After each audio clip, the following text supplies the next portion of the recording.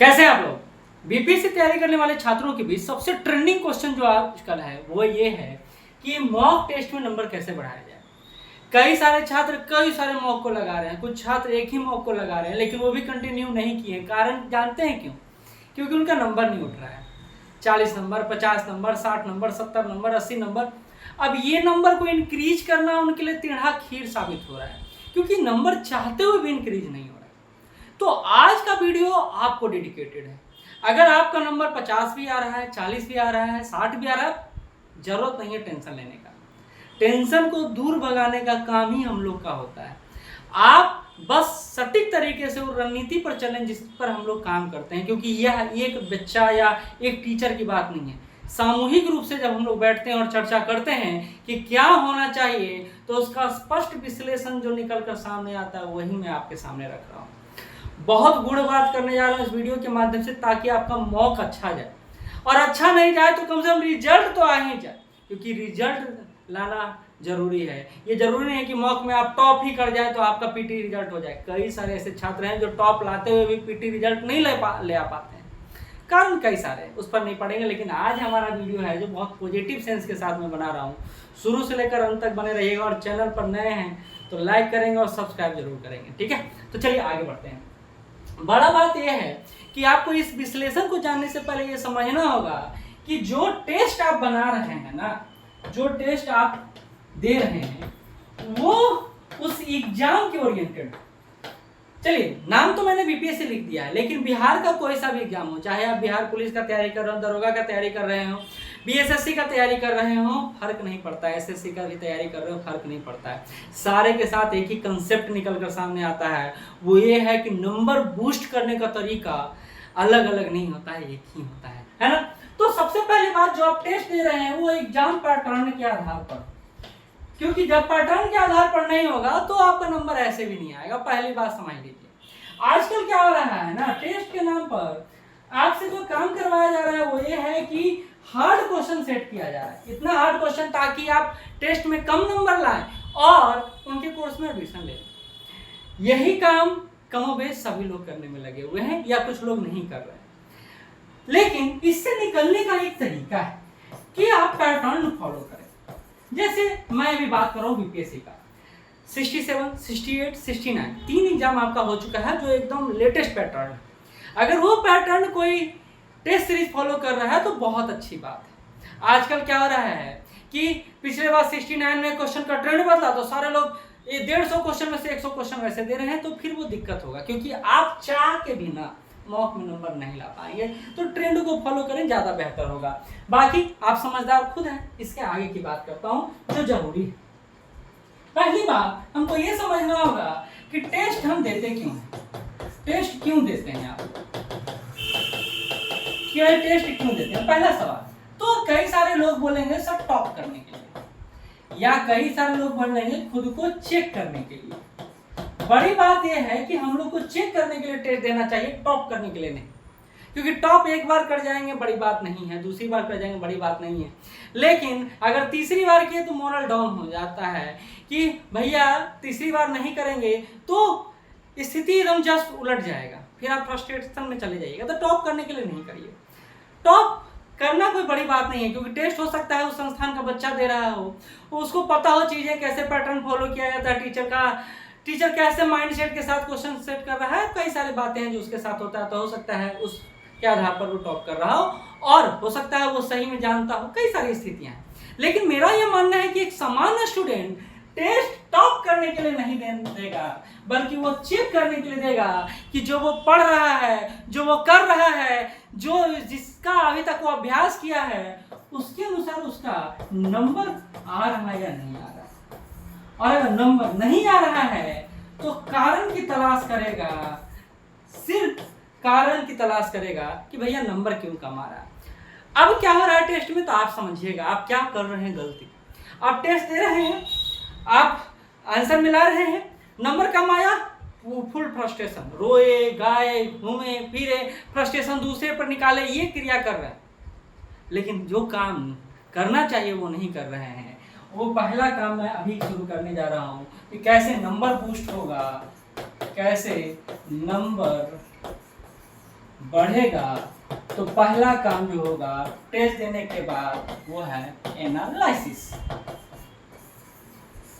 Analysis मतलब क्यों, पहला प्रश्न आपके दिमाग में आया भैया क्यों कम आया, क्यों कम आया, कारण क्या है, कारण क्या मेरा पढ़ा हुआ नहीं था, क्या आउट ऑफ सिलेबस चला गया, क्या मैं जानता नहीं था, या मेरे से हो नहीं पाया, मैं एनवायरनमेंट फेस नहीं कर पाया, या प्रॉब्लम कहाँ क्रिएट। तो एनालिसिस बहुत जरूरी है। ये बच्चा टेस्ट देता ही है कि जो उसने पढ़ा है वो एग्जैक्ट सही कर पा रहा है या नहीं कर पा रहा, पहली बात।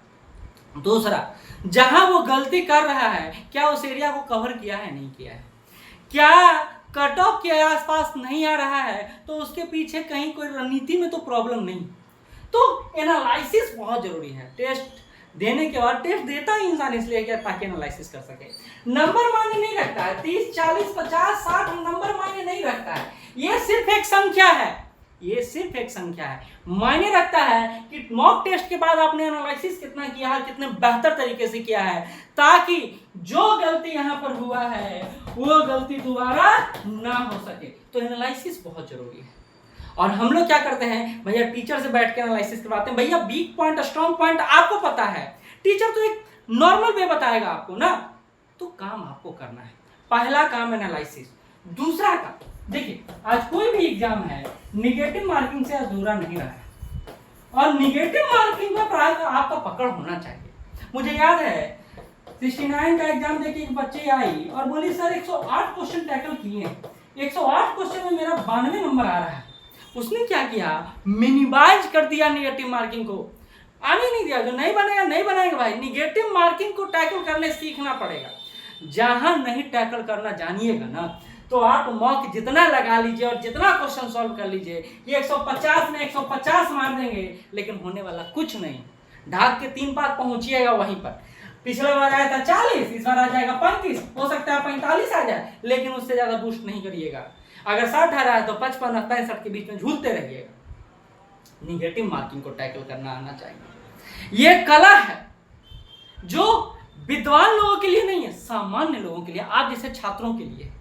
ये कला जिस दिन सीख गए उस दिन नंबर बूस्ट हो जाएगा, क्योंकि निगेटिव मार्किंग ही आपके नंबर को डाउन कर रहा है। एक बार आप एनालिसिस कीजिएगा, अगर निगेटिव मार्किंग ज्यादा आ रहा है तो उसको डाउन करने का तरीका, इस पर एक अलग वीडियो बनाऊंगा। नेगेटिव मार्किंग कैसे टैकल करें, एनालिसिस का बेहतरीन तरीका का, इस पर अलग से एक एनालिसिस करूंगा। तीसरा बात समझ लीजिए, तीसरा पॉइंट जो इंपॉर्टेंट है अगले, अच्छा इसी को मिटा रहा हूं, इसी को मिटा रहा हूं। तीसरा जो इंपॉर्टेंट पॉइंट है वो है सब्जेक्ट अटेम्प्ट कैसे करते हैं, सब्जेक्ट अटेम्प्ट का मेथड। देखिए, कुछ लोगों का हिस्ट्री बहुत अच्छा होता है, कुछ लोगों का साइंस बहुत अच्छा होता है,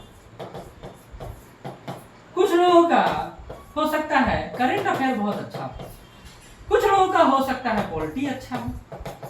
अब क्या करते हैं कि हम लोग सब्जेक्ट पैटर्न सेट करते हैं कि भैया पहले हम साइंस बना लेंगे, फिर हम सीए बना लेंगे, फिर हम पॉलिटी बना लेंगे, फिर हम हिस्ट्री बना लेंगे। हम लोग इस आधार पर सब्जेक्ट पैटर्न सेट करते हैं और इसके आधार पर हम क्वेश्चन को सॉल्व करना शुरू कर देते हैं। अब आप देखिए, जो आपका स्ट्रॉन्ग पॉइंट है, अगर वहां वीक पढ़ रहे हैं तो सोचने वाली बात है कि जो आपने स्ट्रॉन्ग पॉइंट बनाया है वो कहीं आपका सबसे वीक पॉइंट तो नहीं है। कई सारे छात्रों 95% प्लस छात्र हिस्ट्री बड़ा अच्छा उनका रहता है, लेकिन हिस्ट्री उनको सबसे ज्यादा धोखा देता है, क्योंकि हमको पता है हिस्ट्री हमारा अच्छा है तो उस पर ध्यान ही नहीं देते, रिवीजन ही नहीं करते, प्रैक्टिस ही नहीं करते। तो जब सब्जेक्ट अटेम्प्ट आप लेते हैं तो अटेम्प्ट करते समय आपको ये पता होना चाहिए कि आपका स्ट्रॉन्ग पॉइंट कौन सा है और वीक पॉइंट कौन सा है, ठीक है। तो अगर आपका हिस्ट्री अच्छा है, आपका साइंस अच्छा है, तो पहले उससे शुरू करें, कम से कम नंबर बूस्ट होगा, आपको पता होगा कि 30 नंबर हम ले आ पाएंगे, है ना। तो सब्जेक्ट अटेम्प्ट करते समय बहुत ज्यादा ध्यान करें।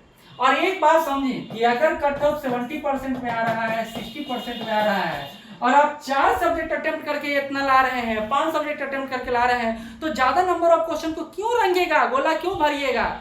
आपको टॉप नहीं करना है, एक बात याद रखिए, आपको पास करना है पीटी। ये बात हमेशा ध्यान रखिएगा, दिमाग में बैठा के रखिएगा। और अगला पॉइंट जो इंपॉर्टेंट पॉइंट है आपके लिए, वो जब इन सबको कर रहे हो तो आपके दिमाग में रहना चाहिए कि कट ऑफ क्या है। तो कट ऑफ 90 के आसपास है, तो आपको आपके मॉक टेस्ट देने का मतलब ही होना चाहिए कि आपको 90 नंबर लाना है। 90 नंबर लाना है तो आपको 110 के आसपास अपने आप को ले जाना पड़ेगा। अगर निगेटिव को टैकल कर पा रहे हैं, आप एनालिसिस अच्छा कर पा रहे हैं, खुद को तैयार कर रहे हैं, तो अगर 110 भी मारते हैं ना तो 90 नंबर के आसपास आप ले आएंगे, 90-95 के बीच ले आ पाएंगे, तो आपको फिर सिक्योर हो जाना चाहिए। मेन दिक्कत है ना कि हम लोग काबिल बनने लगते हैं, हम लोग शो ऑफ करने लगते हैं, हमको लगता है सारा हमको तो पता ही है, जहां रिस्क लेना है वहां नहीं ले रहे हैं, जहां नहीं लेना वहां ले रहे हैं, बार बार यही गलती कर रहे हैं, तो मॉक आपके लिए घातक है। क्योंकि आपने सीखा नहीं है कि हमको मॉक टेस्ट देते समय किन बातों का ध्यान रखना है। बच्चा क्या करता है, एक टेस्ट दिया, 2 टेस्ट दिया, 3 टेस्ट दिया, फ्रस्ट्रेट हो गया, साइड लाइन धर लिया। भैया अब हम रूम में बैठ के पढ़ेंगे, उनका तो ऐसे भी नहीं होने वाला है, क्योंकि बिना प्रैक्टिस के युद्ध के मैदान में उतरने पर मौत ही हो सकता है, जिंदा तो नहीं आ सकते हैं, याद रखिएगा। दूसरा गलती आप ये करते हैं कि आप पढ़ते हैं, रिवीजन नहीं करते हैं, प्रैक्टिस नहीं करते हैं, इसको भूल जाइए, ये करना शुरू कीजिए। जो पढ़ाई सिर्फ करते हैं ना उसको भूल जाइए, पढ़ना शुरू कीजिए, रिवीजन करना शुरू कीजिए, प्रैक्टिस करना शुरू कीजिए। और अंतिम और महत्वपूर्ण बात, कोई दूसरा डिसाइड नहीं करेगा कि आप पास करेंगे या फेल करेंगे, ये आप डिसाइड करेंगे कि आप क्या करेंगे। इसी के साथ ये वीडियो यहीं समाप्त करता हूँ। आगे अगर आपको कोई भी क्वेश्चन हो, कोई भी आपको लगे कि नहीं इस पर वीडियो बनना चाहिए, तो कमेंट बॉक्स खुला हुआ है, कमेंट कीजिए। धन्यवाद।